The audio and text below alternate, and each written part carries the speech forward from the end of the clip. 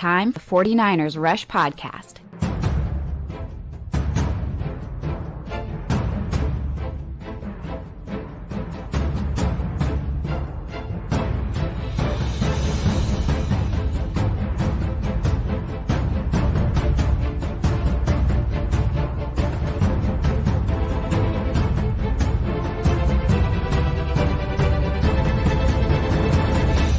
And here's your host, John Chapman. All right. What is going on, 49ers faithful? I'm so excited to be with you guys on this post-game show. They are wrapping up the game now as we speak. And man, was it the most exciting game of all time? Probably not. Each team had 27 starters out. Actually, the 49ers had 28 players not even dress for the entirety of the game. Ambry Thomas was added because he had a little bit of a knee issue lingering from practices earlier this week. And so you're talking about almost half of your roster not being out there. But, and this is the big news, there is so much more to it because we got to jump in and we got to see the second and third stringers. We got to see a lot of development players. We got to see a whole bunch of rookies in action, the backup quarterbacks, Brock Purdy, Nate Sudfeld, all kinds of stuff. And yeah, look at Coach Cruz, man. This game was what the 49ers roster countdown was built for. I agree wholeheartedly, man. Well said. Well said. And shout out to all the hashtag CCers, the countdown crew. We do have a lot more giveaways coming later this week. Got my hands on a pair of tickets for the very first home opener against the Seahawks that we're going to be giving away free of charge. It's what we do. So stay tuned for that one. But man, there's a lot of things that I really, really like. And whenever I was doing all of my notes for this game as it's going on, the whole time I was like, man, okay, let's do good defense, bad defense, good offense, bad offense, right? And special teams. And man, the bullet points just kept building because, again, like, who are you when the lights come on? This is make or break career time for a lot of the 49ers. And you got to show up. You got to show up. Now, if we just look at the starters, or projected starters, I should say, that played, you really only had four projected starters on offense and defense. Javon Kinlaw, Samuel Womack, Aaron Banks, and Spencer Burford, two of which are rookies. One of them, Aaron Banks, didn't play at all last year, so this is his first year coming back. And then Javon Kinlaw. And so I want to talk about Kinlaw because what he was able to bring across was nothing short of amazing. Speaking of which, Jordan Mason, we're going to spend some time on him. He's still racking them up, man. Yeah, he's on fire. Jordan Mason, for real. Hey, I've been telling you guys. I've been telling Wade. I've been telling everybody I'm on. Jordan Mason is for real, and I'm glad that the faithful got to see it tonight, and especially whenever the running backs suspect game at best. Hasty and Jordan Mason look great. TDP had, 1-2 positive plays, but a lot of negatives. And Trey Sermon just looked awful. But anyway, we'll get back to that. Let's go back to Kinlaw. Kinlaw came out, and again, you're talking four starters that are getting playing time out here. He's got to build confidence. Otherwise, it's all a waste. And we got victory formation by the Niners. They win 17-7. That's what I'm talking about. And again, you could talk about the power that Kinlaw displayed and how he just manhandled people all entire game. That's awesome. But you got to see a little bit of the pass rush nuance that you have never seen from Kinlaw. Kinlaw has always won with just brute force and strength. Just bull in a china shop, just plow forward with his strength. But that's not how he got a sack. He legitimately had a pass rush move set up in a plan and executed it to perfection. And it was just absolutely crazy. He got a lot of snaps. He got 17 snaps last week. Whenever you look at week 1 of the preseason against the Packers, he got a lot more than that. And whenever he was out there, also Hassan Ridgeway was out there with him as well, which was nice to see him get some play because he's another run-stuffing defensive tackle. And when those guys were out there, nobody was running up the middle. When they came out, 2 to 3 runs gashed right up the middle consecutively when Kinlaw and Ridgeway were out. So the formula for the way in which this team, this defense is built, it's built up the middle. You got your 2 stud defensive tackles. You got your incredible linebacking core. And then you got your pass rushers coming off the edge. It's just, that is the modus operandi of how D'Amico Ryans, John Lynch, Kyle Shanahan built this defense. And it works when you have the personnel. And we have the personnel. Kinlaw looked incredible. Just power showed all the time. And so if you take nothing else away from this preseason game, Javon Kinlaw, check mark. And I think they let him play a little bit too much. He was out there in the second quarter, and I was like, oh, get him out of there. Like, we've seen it. We've seen enough. But you've got to get to the point. You know, I played through injuries, and I've been around players who have played through injuries. It's up here, man. It's psychological, because until you conquer that, it messes with your feet, messes with your reads, messes with almost everything you got. So Javon Kinlaw, that's probably the number one thing I'm taking away from this game. Check mark. Huge. Leo says, man, we're pretty deep.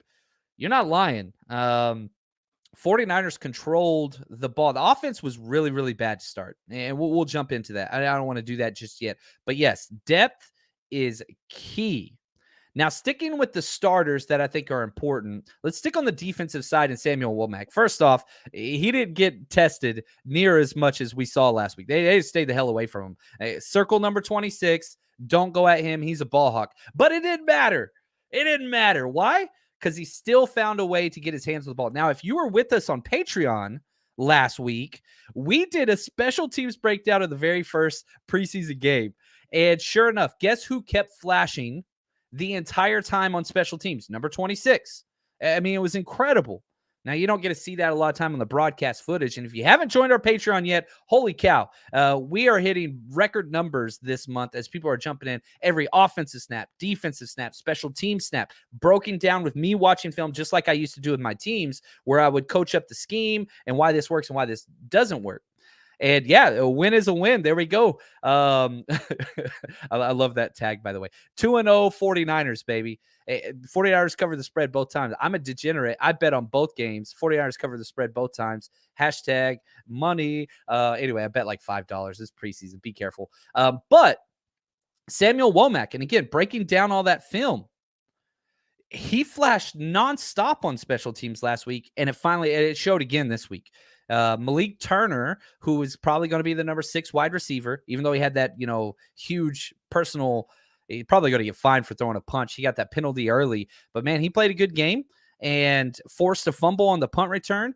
And Samuel Womack jumped on top of it, which here's what's crazy. Samuel Womack has 3 forced turnovers in 5 quarters of play. And he didn't even play the whole entire first game, but that's just, it's stupid. It's absolutely stupid what he's been accomplished. Coach Cruz, man, thank you so much. He says the content on Patreon is bussin'. I hope, I don't know if I said that right. I think I just aged myself. I do turn 40 in like 2 weeks, so I probably can't say bussin'. Is that right? Is it bussin'? All right. Anyway, as the kids say these days, Clayton, the man from behind the scenes who is much younger than I, help me out with this term here, sir. I gotcha. So we got Coach Cruz here. He says the content on Patreon is bussin', as the kids would say these days. And Coach Cruz, I couldn't agree more. That Packers breakdown was fantastic. We got a Vikings one coming out here in the next couple of days, and we got the Texans to wrap it up on Thursday. It's a busy week, man. Clayton behind the scenes as always does also. It's funny. I was telling him his volume was too loud, and then he comes in, his volume was a little bit too low. But we're working on it, guys. We're getting there. I'm going to buy Clayton some equipment because he's part of this team. He's part of this family for a long time. He's working behind the scenes on the comments. And yeah, this is a crazy week because Niners just played. It's Saturday. They play Thursday. And we're going to get all the film breakdowns done and stuff out before this next game. And then it's cut down time. Now, if you remember, 49ers will have to cut 5 more players by Tuesday, this Tuesday upcoming. I'm going to tell you some of the players I think should be cut before we get out of here as well. And then next week, 27 cuts, which is a whole lot, way too many. And we're going to be doing our Patreon Zoom hangout where we do our roster predictions. That's next Sunday, not tomorrow, next Sunday, 4:30. That's for Jerry Rice and Bill Walsh tier. And if you haven't joined one of those, this is one of the funnest ones of the year because we always get to argue for our guys. And it's easy to say, oh, Jordan Mason should make the roster, and he should. But Who should he make it over? How many running backs should you keep? How many wide receivers? What defensive ends? We're going to be going through all that, and it's always an absolute blast. So that's Spencer Burford. Now, the last two starters that I want to talk about, get that flex up for Jordan Mason. I've been telling you guys. Some of y'all didn't know. Y'all didn't believe me. I told y'all. Jordan Mason's the real deal. I keep telling y'all. Anyway, we'll see what happens. Now, I'll say this. Jordan Mason's not a lock currently to make this roster. He has to overcome a lot. Should he? Yes. Doesn't mean he will. Does not mean he is not. I'd be willing to say this. If roster cutdowns were today, Jordan Mason would not make the team. And that bothers me, but that's just, you can't cut TDP. You can't cut Sermon yet. Maybe you could. He looked awful. He looks so bad. Jeff Wilson, we haven't even seen. And Hasty has looked as good, if not better than any of them. And not only did Hasty score the touchdown on the option Texas route, which was awesome, he had 3 or 4 different pass protection plays where he stepped up and just knocked the crap out of somebody. So it's not even just Hasty's looked explosive and looked faster than everybody else, which he has. But it's also just the consistency. Pass catching, he's number 1 on the team. Maybe Jeff Wilson can compete with that. And then pass protection, he's doing a shot. I don't care how small he is. He's an East Texas boy. They're tough as hell, man. Those people are crazy. His freaking high school mascot is the Lobos. They're crazy. They're crazy. Tommy Hasty is probably my favorite running back on the team. Yeah, and I love that he's not returning kicks. I don't want to returning kicks anymore. Anyway. Now, 2 more starters that played extremely well. Just, again, answering questions, solidifying starting spots. Aaron Banks and Spencer Burford. Now, it's easy to keep them together because they're guards. They're in there together. It's awesome, man. They're great. Aaron Banks had another solid performance. Was not as good as Spencer Burford's. Was not negative. Now, it wasn't a bad game. He did give up a pressure that I saw at least once. I hate the broadcast film because you just can't see the offensive line delineation between who's who and the stunts and all that stuff. We'll go through all that on Patreon, obviously. But Banks looked good. Didn't look great in the run game. And he's not a mover. Burford's a mover. That dude moves. Whether it's lateral, whether it's, north and south, whether it's pushing people around, he moves. What's up, Chris? He says, tell him about those East Texas boys. We're just built different. That's right, man. I lived out there at East Texas, Henderson for a minute, for a long minute. Anyway, it's different out there. It's just different. I don't know how else to say it. The food's delicious, by the way. But Banks look good, and it's just continuing to show what he does. Just solid guard play. That's what he is. He's not an ace at anything. He's not a highlight reel. He's just so solid. Look at Burford. He's a highlight reel. I didn't see a lot of pancakes and things like that, but I saw some great movement and pass-off blocks and pass protection. I did not see one pressure from Burford. Now, we'll see what comes out and we watch all the film. We'll go through that. But, again, you're just check marking. Now, the majority of players that we saw today for the 49ers, yeah, they're going to be backup roles, injuries, fill-ins, depth guys, long drives, whatever else. But those 4, Kinlaw, Womack, Banks, and Burford, those are key starters. It's freaking awesome, man. And Poe was a stud today as well. David, you look at and make no mistake, as soon as Poe went in, running game picked up. That's what Poe brings. However, quarterbacks start getting hit as well. I like Jason Poe. And if you're just looking at running game, he might be good enough to be a starter. But the problem is he needs so much time to figure out how to pass protect. He doesn't. He looks lost on stunts. He can't pass off blocks very well between the center to the tackle. And he just needs time. But whenever they can flash a ceiling like Jason Poe has, yeah, it's awesome. And you want to just look at those running plays. Holy cow. He's like a Trent Williams mini-me. You know what I mean? Like, he's just as athletic. He's just as fast. He's just as strong. He just shrunk down a little bit. And again, remember, Poe and Burford both went and spent the summer in Houston with Trent Williams. So here we go. Nee says, no way Purdy and Poe clear waivers, right? Purdy's going to clear waivers, guys. Brock Purdy's he's going to clear waivers. That dude. All right. Brock Purdy is the funniest player in the NFL to me. That dude is hilarious. And here's what I mean by that. Whenever he makes plays, it's awesome. But I chuckle the whole time. I'm like belly laughing whenever he's like making positive plays. He had that 3rd and like 14 that he converted. Like he just made some good plays and it's awesome, but it's comical. And then he makes comically bad plays. The fumble, which I know people are like going to say, oh, he was offsides. I think that guy just timed the snap up right. But again, former D lineman here. I don't know. I like Purdy. But no, man, he's clearing waivers. He's clearing waivers. I'm not worried at all about Brock Purdy clearing waivers. Having said that, Jason Poe is a little bit of a different story. Now, again, both undrafted free agents. So every team has passed over them at least 7 times, right? Also, undersized. A lot of teams have baseline metrics for positional value. And so they won't touch corners that run, over a 4.6. They won't touch linebackers that are at least 6'2. They won't draft tackles without 34-inch wingspan. You see Poe next to other people, you just go, he doesn't fit. And then the play happens. You're like, oh, look at this little Wolverine. Okay. So Poe might clear.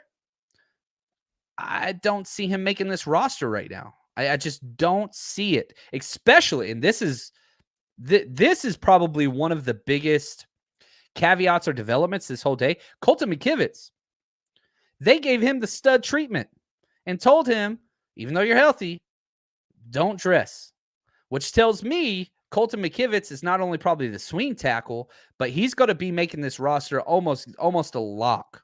So, which is crazy because I think Colton McKivitz's best spot is guard. Daniel Brunskill, best spot is guard. Maybe not guard. I don't know. Brunskill might not have a best spot, but he's a good backup, right? Nick Sickell, what happened to him today? He was out there for 2 series, and then he got replaced by Donovan West at guard, who's been playing center. So there's some issues inside. But again, I'm just going to be honest. I don't think Poe makes this roster right now. He needs to develop, right? I'm right here. True Funk 317. Very well said. He says Poe should clear and develop next year. That's the idea. If Poe is claimed by somebody else, I think that's one of the ones you shrug your shoulder with. Nick Sickell will get claimed by somebody else, I believe. I mean, that dude was a 5th round pick anyway. Kim, what's up, brother? He says, brutal game to watch at 4 a.m. in Denmark. That is the definition of faithful, my friend. That is absolutely incredible. Look at Nick. Yeah, good friend right here, man. I love it. Now, a couple things as we continue to get into some more stuff. This one's probably a big news item. We've got our 49ers Rush road trip, which, Clayton, if you could throw that up there. In Denver, we were planning on having Frank Gore out. The news came out with Frank Gore and what was going on. We reached out to his people, and we all decided, you know what? This isn't the best time for this. So that has been changed. However, we're not just going to stop there. We wanted to replace, and I wanted to come forward with news first. And so here we go. My Patreon members, they already know. But we have replaced Frank Gore in Denver for the 49ers Rush road trip with none other than legend himself, Navarro Bowman, which Bowman doesn't come out often. And so if you are making your way to the Denver game, which is a Monday Night Football game, I'm sorry, I think it's a Sunday Night Football game, not Monday night. Apologies. The night before at Tivoli Brewing Tap House in Denver, right by the stadium, we're going to have Navarro Bowman out. So if you're one of those people that already bought tickets for Frank Gore, your tickets transfer automatically. All that's there. If you're one of those people that's just like, you know what, I'd like to maybe get a refund, whatever, go ahead and reach out to me. We'll figure this out. We're going to make it right. But hang out with the legend himself, Navarro Bowman. And if you buy a ticket, it costs $10 to get in. Then you could buy an autograph with him, or you could just get $10, get in, hang out with Navarro Bowman and the faithful in Denver. That's what's going to be going on. So that's the Denver news. And again, just real quick, let's just knock this out. We do have our location in Chicago for week 1. We're going to be right next to Wrigley. So the Giants and Cubs play, and whenever they're done, we're partying right across the street at the NOLA Bar and Kitchen in Chicago. Go get your tickets, 49ersrushroadtrip.com. And then the following day, we got our tailgate set up right on the lake. Which is going to be awesome at the Adler Lot. Unlimited beers, brats, $30 for all that. I'm not going to make money on that. That's okay. It's going to be an absolute blast because that's what we're about. So 49ersrushroadtrip.com. And we've got other events set up later on in the year, but I don't want to keep going on those. But yeah, we've got you covered. So if you're going to any away game at all this year, 49ersrushroadtrip.com. Go there first. You got it. I used to travel to games by myself, and like I've got a weird personality, and so I can just walk up to people and say, "Hey, what's up? Frank Gore's awesome," or whatever, and like conversations happen. But for those of you that do travel by yourself, man, you're not traveling by yourself. You're traveling with us, and we have a network to where we will connect you with people that fit your personality, and trust me, you're going to have a good time. A lot of people that I've met, in doing this, I consider friends. I text Nick all the freaking time. We met on one of these Rush road trips, and I consider him one of my best friends now. He's just such a good class act dude. And we kind of attract people. Let's be honest, I'm going to humble brag here. The douchebags and all that stuff don't come to our parties. They don't listen to this podcast because we do not fit their needs. And that's okay. James, what's up, man? Speaking of, James going to be in Denver. I'm excited to hang out, my friend. So anyway, it's a positive community, and and again, all of our events, guess what? We do it so it's family friendly. We're not out freaking trying to get all crazy and whatever else. Yeah, there's drinks and all that stuff, but we want to build community and we want to build experiences. What are we about? Creating the best fan experience. How do you do that? Meet people that you care about and they care about you in shared experiences. That's what we do. So anyway, sorry about that. I'll get off my high horse there. Now let's get back to this game. I got to talk. I'm going to eat some crow here, and I don't mind. I love eating crow. I have been the biggest, one of the worst. Oh, what's up, Raymond? You put that back up there. Oh, what's up, man? He says, I met John and Nick in Philly and won 2 jerseys. I remember that, Raymond. You freaking crushed it. Yeah, our giveaways are legit. And we're introducing a bunch of new stuff this year, which we started at the Hall of Fame and Draft Night Out. Competitions at our events. I don't know if you've ever seen like Mr. Beast. Probably everybody has. But we're doing competitions like that. So anyway, I've got something in store for Chicago, which is going to be quite memorable, which is free to enter. If you come in and buy your ticket, everything's free. You get everything, t-shirts, all that kind of stuff. Anyway, one of my least favorite moments, probably as a 49ers fan, was at the Nashville draft. Whenever I was right in front of the stage, waited several hours, and I was like, oh, this is going to be awesome. 4th round pick. Cause I love day 3 picks. And they picked a punter, Mitch Wisnowski. I was just like, what the hell, man? This is ridiculous. There were so many studs left on the board, but whatever. Mitch, he hasn't been good. Okay. I'll be really, really honest. He's had some moments. Consistency, it's been awful. He has had an incredible 2 games of the preseason. Not good, not great. I mean, incredible. Consistency has never been his thing, but he has consistently been great through 2 games. It's a small sample size, but I love what I'm seeing. His first punt, bounced out of bounds at the 15. Incredible. Another nice punt later, which he boomed it. And that was where we got the fumble recovery by Samuel Womack. And then he downed one of his punts inside the 1. If the 49ers, and this is why I think it's so big. Okay. 1, my apologies to Mitch. Prove me wrong. I want to be wrong. It's a contract year. Usually players step up at that moment. But more importantly than that, full team football. The 49ers have committed more this year to special teams than ever before. Brought in Brian Snyder, who used to be with the Seahawks for over a decade, all those different things. And Roy right here. I'm not a Mitch fan. His ball placement today was aces. That's right. Aces. What's up, Billy Bob Thornton? Fargo. Anybody get that reference? No? That's okay. Season 1. Go watch it. Some of the best TV ever made. But if the defense can start dealing with longer fields, that gives them a buffer. If the offense can start dealing with shorter fields, that helps Trey Lance out, right? It's everything working together. We already know the 49ers have a top 5 defense. We already know there's incredible offensive weapons just everywhere on this roster. Offensive line, there's some question marks, but you've got a young quarterback stepping in. He's got tools. Make it easier. Complementary football, right? We want a short field when we're on offense. We want them to have a long field when we're on defense. And seeing Mitch be consistent, that's gigantic. It's huge. It's huge. And so I know everybody's like, oh, come on, we're talking about a punter. It matters. It freaking matters. And on top of that, Robbie Gould seems like he's in postseason form, right? 15 of 15 in the postseason, never missed. Dude hit a 49 and a 46-yarder. What's up, Debbie? She's incredible. She was live on Facebook. And so, Debbie, can you throw your channel up in this chat so we can highlight that? Anybody that's positive and supports the community and provides for the community, we want to put your content out there. And Debbie is that to a T. One, she's just absolute sweetheart. Yeah, just want to say thank you, Debbie, for all you do. She reached out to me. I've got this crazy setup over here. Yeah, I love it. Miss Debbie, let's go. King Kong Kinlaw. I love it. Now, all right, injuries, nothing major. So again, more positivity that we could talk about because you were able to get through without any of the key players getting injured. Austin Mack left with a hamstring. Good gosh, so many hamstrings. This rough for him because he was on my cut list last week.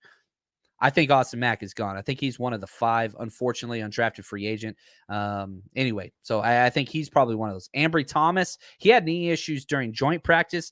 I think they were planning on him working out, and then they decided just to hold him back as a last-minute switch. And Nick Zakill, I don't know. So maybe the press conference will find some more out about that. Why was he out there for 1.5 series, then gone? We'll just have to see.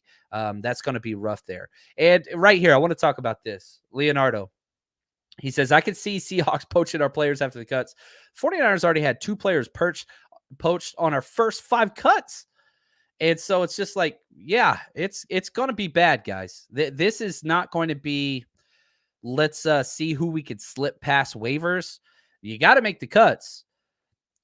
But you got to be smart about it. And so that's going to be tough. We had players get poached last year for sure, the last few years. And yeah, Rich, Seahawks always want our leftovers. I'm with you there. Their team's really bad. Their team's not good. It's a really bad team. So we'll see what happens. Now, one thing I did want to highlight was just turnovers. Not only interceptions. Last year, okay, if you look at the entire 2021 year, all 17 games, 49ers only had 9 interceptions in 17 games. 49ers have 5 interceptions in 2 preseason games. Now, they're preseason games. I get it. And shout out to Taylor Hawkins, undrafted free agent back there. Got one late in the game. He got one. If you look at every single person that's actually got an interception, this is off the top of my head, I could be wrong. None of them were on the 49ers last year. Marcelino Ball got one. You had Samuel Womack got 2. Who got one early in the game? George Odom got one. Odom, yeah. Which was awesome. I mean, incredible return and all those things. And big reason why that interception happened, haven't even talked about him. This is freaking Drake Jackson. Pick City. I love it, Philip. I love it. And so the fact that you had 9 interceptions in 17 games, now you got 5 and 2, but you're playing Kellen Mond, right? And you're playing Jordan Love, 2 of the worst quarterbacks in the NFL. I understand that. Context is important. Speaking of context, I want to give a shout out to my man, Phil Sims, the old Shanahan roommate. Do y'all remember when he put out his draft rankings and had Kellen Mond listed ahead of not only Trey Lance, but also Justin Fields? How hilarious is that? Kellen Mond is the worst quarterback in the NFL, in my opinion. If he's not the worst, it's him or Blaine Gabbert. Like, that's it. Those are the 2, like, whatever. Like, how do you stake? I don't know. I don't know. I don't want to go down that path, but just how funny it's been since a year. Anyway, he's so bad. Kellen Mond's really, really bad. You can see the offense would pick up and start moving for the Vikings as soon as Mannion went in. And a lot of it was just syncing with our backups and all those things. But yeah, it's rough. Debbie says this, other teams know we have quality players. They're just going to take them. Sad, but y'all know it's true. Yeah, it's rough. And, you fall in love with these players, and that's a great thing. Oh, we just got a big touchdown in the Cowboys game. There you go. Forget the Cowboys. Hate those guys. But yeah, it's just part of the process. Keep following those players. Shanahan loyalty program is real, and a lot of those players will return if you just continue to follow the 49ers. Melissa, she says there were a lot of drop passes. Yes, there were. A whole lot. Offense was ugly early, man. It was just really, really bad. Javon Jennings, yikes. Javon Jennings been on a very interesting kind of tear because he comes out and had the best offseason and best minicamp, OTAs. That's what Shanahan said, even over Ayuk. Then you get in the preseason, he just disappeared. Struggled a little bit, had a few nagging injuries. He's playing. He should have been off today, but he was out there struggling. I don't know, man. I'm curious to see how he's going to respond. I didn't like it. Tanner Hudson, wide open, Tanner Hudson had back-to-back really, really good games for the 49ers, but he dropped like a wide open third down, would have been like 20-plus yards, and he's got really good hands. Danny Gray, wide open across the middle on third down, he had a drop. You had Trey Sermon had a drop. Like, there were just drops all over the place. And it's not like Nate Sudfeld or Brock Purdy throw a difficult ball. Neither one of them really do that. So, yeah, it's rough.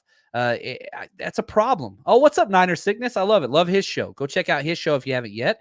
He says, hello, faithful. The champ, John Chapman, my go-to guy for football breakdowns. Thank you, my friend. Really do appreciate that. And as soon as that film comes out, usually takes 2 days to get from the guy that gets it for me, the scout that gets it for me. We'll get those up on Patreon. This is going to be a busy week.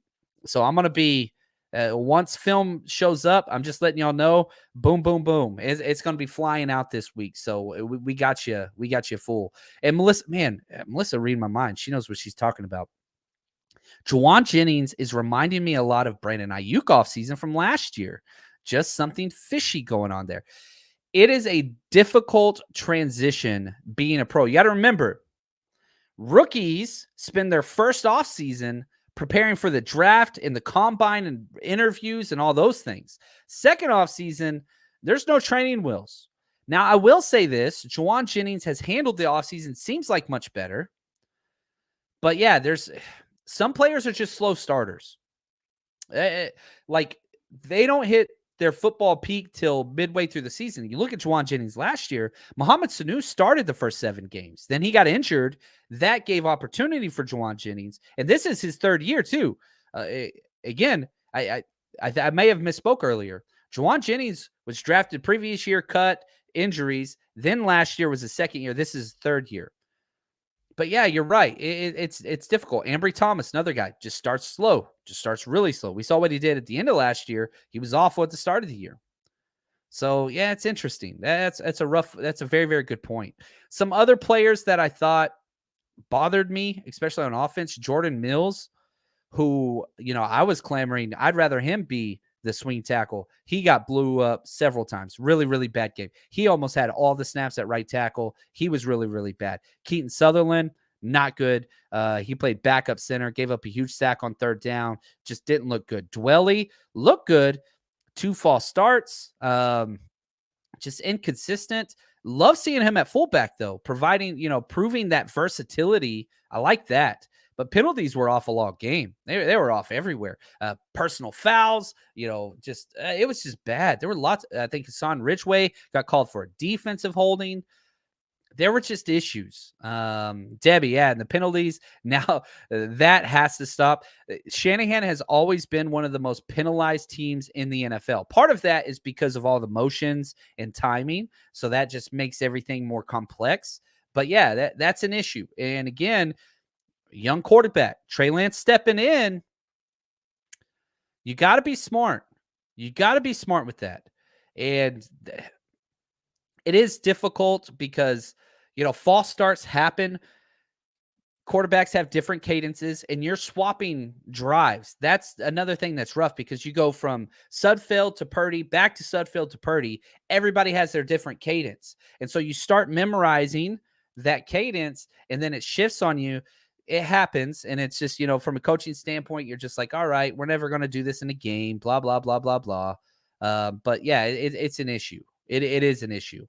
Now, let's talk running backs. Not a good day for running backs. Trey Sermon, we have to provide context here because I don't want to be unfair to him and kind of where his place is. He almost didn't play today. His ankle got stepped on or something and was seen hobbling off the field. The last practice of the week. Almost didn't go. They were going to let him test it out. He pushes through it. So you have to give him credit. Playing tough, definitely not 100%, but he went out there. You know what? He could have just been a Ahkello Witherspoon and been like, you know what? I'm out.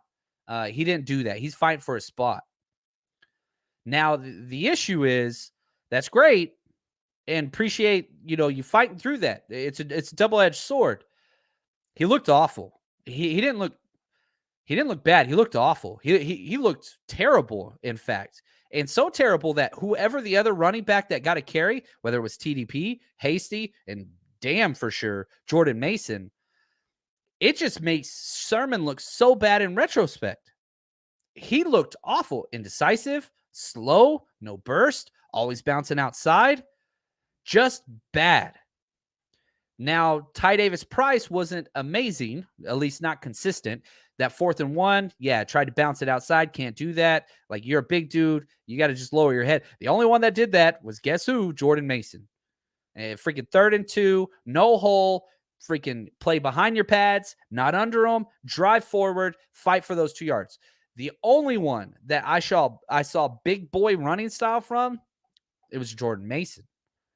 Leonardo, it would suck to see a 3rd-round pick go to waste. Well, you're right. And at some point, you just got to, you just got to move on. It's the law of sunken costs. And I know we all want to say like, oh, but we traded up for the 3rd round and blah, blah. At some point, you got to move on. Right now, if I was making the roster decision, I'm still keeping Trey Sermon right now. But I'm telling him, you prove who you are this next week. You're starting one more time. And unless you impress me, you're off this team. We're moving on. And maybe those are conversations that are happening. But yeah, it's rough. It's rough. If I'm doing my depth chart rankings, this is John Chapman's depth chart rankings right here. I'm going Elijah Mitchell, clear number 1. I'm going TDP 2. I'm going Hasty 3. And I'm going Jordan Mason 4. And I'm moving on from Trey Sermon and Jeff Wilson. Now, I'm not saying that's what the Niners are going to do. I'm telling you that's what I would do. Now, they love Jeff Wilson. I get that. And he's probably going to be on this roster. But if I'm telling you what I see, that's what I'm doing. Right here. I'm nobody you need to know. Mason isn't going to make the team, and some other team is going to be laughing at the stupidity if they grab him. He's flashing, man. Gosh, that's going to bother me. Everybody loves Shanahan running backs, right? Everybody loves them. Gosh, man, I would hate to let him go and keep Jeff Wilson and Trey Sermon. That would bother me. I don't think any fan thinks Trey Sermon and Jeff Wilson are better than Jordan Mason. I don't think anybody believes that. Now, there's still another week of practice and there's another game. And I've been saying for the longest time, and this applies to the 49ers more than most teams because of all the depth. Usually these issues solve themselves. Go back to all the 49ers running back injuries that we've had. Literally, Jeff Wilson got hurt getting up out of a chair. I think we lost 5 running backs last year. Go back to 2017. Alfred Morris off the street started week 1 for the 49ers in Kyle Shanahan's first game. Usually these problems solve themselves through injuries and just whatever. We've been lucky not to have those. So it's a different dilemma. We still got another week of practice. We still got another game. We'll just have to wait and see what happens. Now, and here we go. Let me say this. I wouldn't be shocked if all of the running backs are healthy. If Kyle Shanahan does one of his sneaky roster moves and says, you know what? Jordan Mason actually tweaked his ankle. It's a high ankle sprain. We're going to put him on IR, and we're going to, it's sad. We wanted to see him, but we're going to put him on IR, and that's going to end his season. And you just stash him. It's just, your ankle hurts, right, Jordan Mason? No, coach, it's fine. No. Your ankle hurts, right, Jordan? I guess. Right? Because if you are a running back, you want to be on this whole scheme. You want to be a part of it. So, I don't know. Throw it up in the chat. This is what I want you to put in the chat. Which two running backs should be cut? That's the question. It's easy to say we should keep. Who should be cut? Which two running backs should be cut? Clayton, if you could jump in, I'm about to cough real quick. I don't want to cough on this live show. Can you, as these results come in, can you kind of just update those? Sorry, I got to get a drink of water real quick. I apologize on that. No, absolutely. And John, I'm in agreement. I think the undrafted running backs from the last couple of years, Hasty and Mason in particular, they're popping big time. I don't know how you could leave them out. And I mean, we're seeing it here in the comments. Wilson and Sermon. Wow, Sermon traded, not cut. Too hard to choose, says Debbie. Sermon and Wilson, Sermon, Hasty and Sermon. So seeing kind of a common thread here, John. You know, and that's the thing. It's so easy to say, oh, we should keep Jordan Mason. And I'm champion of that fan club. But it's kind of difficult whenever you look at what you have to get rid of. And that's what's difficult. Yeah, Sermon, Wilson on IR. That's one that could happen. Oh, man. But he's so old. He's not old. Actually, we have a very young running back group. I don't know. Now, let's transition. As those keep coming in, will you keep throwing them up on the screen for me, please, Clayton? We got to talk about Drake Jackson. Golly, he's getting all these reps. And you look at what Drake Jackson, you drafted him in the second round, almost had that interception, which was a freak play, several pressures. He was all over the place. And probably my favorite thing seeing about Drake, how solid he was in the run game. He was positive in the run game. And I think that's awesome. And I love seeing what Drake brought. Jordan Willis, who had a bad week last week, he was on fire, especially early. Back-to-back pressures on the first drive. Just looked really, really good. Charles Minihue, he stepped in, lost contain a couple times. That was key. Charles Minihue, who I'm a big fan of, but he had a nice stop on the second drive, almost a tackle for loss. Him and Burks, I want to watch the film. Oren Burks didn't have near as good as a game as he did week one, but when they were stacked, they didn't work well together in sync, meaning Charles Minihue, who's the defensive end who has outside contain in the run game. It's going to be easy whenever I show this on film on Patreon. But when they would bounce outside, if he was sluggish in the middle, Oren Burks, who was stacked the linebacker on top of him, has to replace outside. That's a gap exchange. I didn't see it. They both kept messing each other up a little bit. So that's a little bit of a sinking issue, maybe. And kind of what you want to see there. Tarvarius Moore, he responded well, played very, very well in the run game, which I really, really liked. Demo, finally, Diamador Lenore, finally getting snaps in the slot. Thank you, which I love. He's the best tackling secondary member the 49ers have. He didn't miss one tackle last year. It had a couple big hits, but we didn't see him really get tested too much. But it's nice to see they're moving him around. You know what I mean? I think that's important. And so I really, really did like that. And overall, I really did think that it was a positive, very positive. Defensively, the depth, gosh, it just kept showing out. Safeties played well. Odom played well. Tarvarius Moore played well. Outside corners, Tariq Castro Fields showed some stuff. It was fun seeing Demo play in the slot. I don't know why they wait so long to play players where they're supposed to go. I don't know, man. It bothers me. That's okay. Let's see here. Melissa says, if McGlinchey does not miss week one or isn't up to snuff, who would be your choice to play right tackle? Colton McKivitz. Be Colton McKivitz or Jalen Moore. Now, Jalen Moore has been battling an injury, and so that's a rough one right there. But yeah, I would say, my pecking order for tackle changed after today because I had Jordan Mills up high because I felt he was the best pass protector, worst run blocker. And you go back and watch that 4th and 1 that got stuffed. Yeah, he got blown up. I know we all want to talk about the running back and Trey Sermon or TDP, like bouncing it. Jordan Mills, he couldn't cut it against backups. Now, he's got the most experience on the squad at right tackle, but I would say Colton McKivitz, Jalen Moore, then Mills. School had a decent game. much better than he did last week? I got to wait. I got to wait and see the film there. I wasn't paying attention to school too much. I was watching Burford, 74 right guard. That was my pre-snap read, right? Where I was focusing my eyes at. Burford looked good. School, I'm going to have to wait and see. I don't want to put out there my preconceived notions.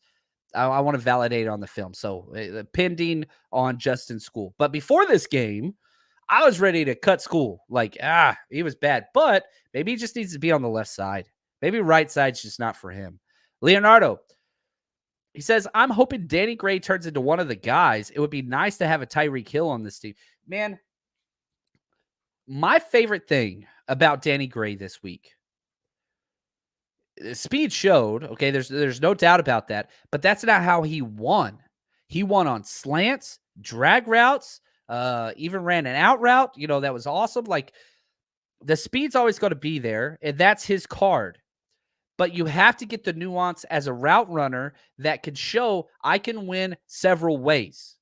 I'm not a one-trick pony. He played for SMU, fighting ponies. I'm not a one-trick pony. I can win other ways. I saw that today because even though, he's playing with Brock Purdy, who has no arm, he still got that one nice deep ball that he caught out of bounds. Back-to-back weeks, Danny Gray made incredible catches, just barely out of bounds. And part of it's just learning the cadence of NFL corners and how they wall you into the defense, wall you into the sidelines. You just got to figure that out.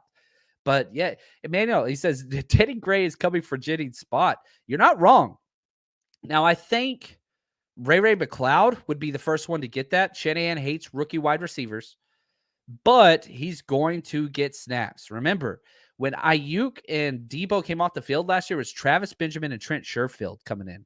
This year, and also, this is another new development, Juwan Jennings taking outside snaps, not just slot snaps. So now, instead of Trent Sherfield and freaking Travis Benjamin, you got Danny Gray, Ray McCloud, and Juwan Jennings in no particular order. But all of them are learning all the spots. Even Danny Gray said, no, I'm learning all three spots.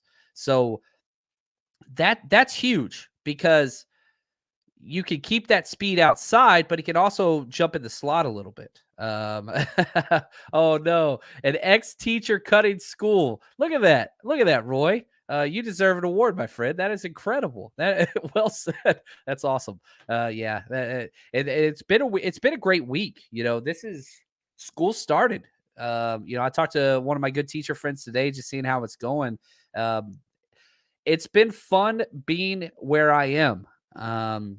Getting things ready for the community and bringing people together and breaking down film and actually spending time with my family. I got to go to my son's football game. He had his very first high school game. He's a freshman, and just watch and be a dad this week, which was awesome. And so I have to take a moment just to say thank you guys and girls for all the support, because who the hell, what I don't even know what this is, man. I'm talking into a computer about 49ers football, and it's a beautiful thing. But without your support on Patreon and subscribing to this channel and, all those different things, I don't get to do those things. So I'm very thankful, and it's freaking awesome. So thank you guys for all of the continued support. And if you haven't supported yet, and let's say financially you can't support, that's okay. Turn on the notification bell on YouTube. Subscribe to us, download our stuff on Spotify, on Apple Podcasts. Even if you don't listen there, that supports the show. And so it's the little things, but I'd be remiss. Like, this is the first week, got a little emotional, missed my students, all those things. Like, I'm going to go to a couple sporting events in my old school, just so I can say what's up. But like, I don't know, this is cool. And I'm very happy with the decision that we made for our family. And again, just want to say thank you to you guys. And we've got so much content coming out this week. So I'm super, super excited about this. Leonardo, now a couple quick questions before we jump out of here today. Leonardo says, is there a guy you're hoping gets cut that we could snatch up? That's not the way Shanahan does things. It's his guy, unless it's somebody that used to play for Shanahan. But no, I'm not paying attention to the waiver wire. That's what the Rams are doing right now. Which again, we're talking injuries. They lost a starting guard today for the season, which is awful. I freaking hate it. But like, Rams are already claiming players on waivers on the first round of cuts, and they're about to do so again because they just don't have the depth. That's not who the 49ers are. Yeah, what's the Walter White one? I'm the one who knocks. Like, right? Like, that's who we are. They're scraps. They're hyenas. You get our scraps. That's what it is. The 49ers, they are the one who knocked, right? So I think that's kind of where it is. So I'm not paying attention too much to the waiver wire. We'll see. Maybe something could flash, but I doubt it. Mr. Sanders, my friend, he says, do you think Sudfeld is the Jimmy G of the new Niners? I mean that in a positive way. Sudfeld has a much stronger arm than Jimmy G. But, man, Sudfeld, he looked pretty dang good. He didn't look great, but Sudfeld was a major question mark for me heading into the season. He continues to solidify. Again, what is a backup quarterback? Do I feel like, am I going to be betting the 49ers covering spread and winning outright and stuff if Nate Sudfeld starting a game? No. But hope isn't lost, right? That's what you want with the backup quarterback. Can they step in and go 500 over the course of 4 games? That's all you're asking for. And Sudfeld, I'm sorry, he made some nice reads. There was one play, probably my favorite Sudfeld play.